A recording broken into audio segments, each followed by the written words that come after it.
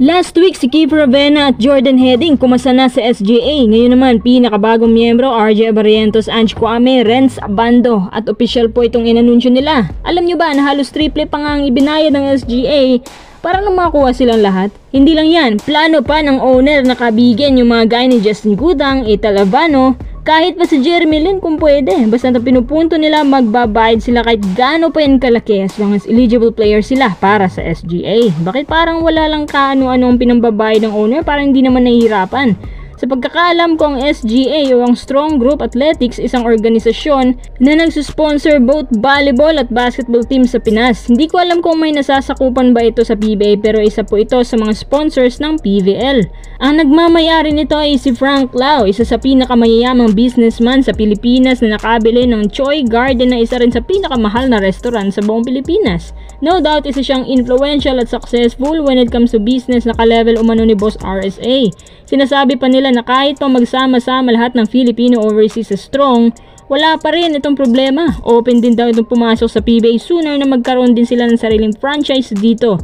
Matatandaan na kapag ang PBA nagkaroon ng Invitational Cup, imbitado daw sila at handa naman silang pumasok. Sa tingin nyo, mas malaki pa kaya magbayad ang Strong kaysa sa Gilas?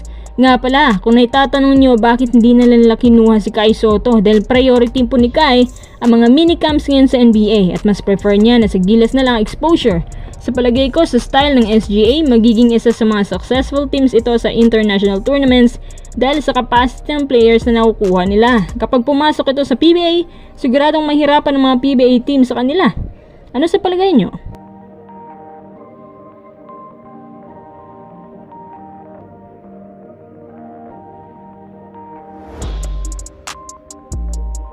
Tara, next update tayo. Eto, exciting. Napuno na si Abay for the first time na kanyang career kasi for the longest time, parang wala pa talagang nakaka-challenge sa kanya na gaya na ngayon.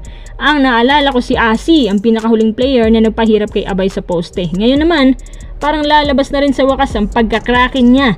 Ang cracking na kilala natin nung siya ay nasa kanyang prime. Ayon sa management, susubukan daw ni Abay na mas palakasin pa ang kanyang composure sa halos 3 big man ang nagbabantay sa kanya at meron pang Brandon Bates na mabilis ang mata sa blocks. Mukhang kaabang-abang to ah. Isipin yung mga coach na yung nagbabantay kay Abay, para bang 3 Cliff Hodge, ganun nila pinalalambot si Abay. Ano kayang gagawin ni Abay dito? At balita ko may pasabog daw ang San Miguel sa Meralco. Kumbaga parang playoff mode times 2 yung ipapakita nila ngayon. Ganun napapalaban ng San Miguel sa kanila. Sa pagkakaalam natin, isang defensive team din yan ng San Miguel pero mukhang walang sinabing depensa nila sa depensa ng kabila at nagkataon din na nagsama sa isang team ang mga best defenders sa PBA. Napapaisip lang din ako kung ano kayang gagawin ni Abay tuwing na-double team siya. Ipipilit pa ba niya kahit naiipit siya? Posible yan pero ewan ko lang kung uubra. Kapag hindi pa nagawa ng paraan ng SMB at hanggang sa mga susunod na game, siguradong hindi aabot ng Game 7 yan. Alam ko na napapansin din ninyo na nung humina si Abay, humina na rin ang buong San Miguel. Ay ibig kong sabihin, nahihirapan sila masyado dahil yung main tower nila hirap din. Kaya pala nasabi nila na magpalakas si Abay sa poste dahil kailangan niya i-power up ang buong San Miguel kasi siya yung totoong nagpapalakas talaga ng powerhouse na team.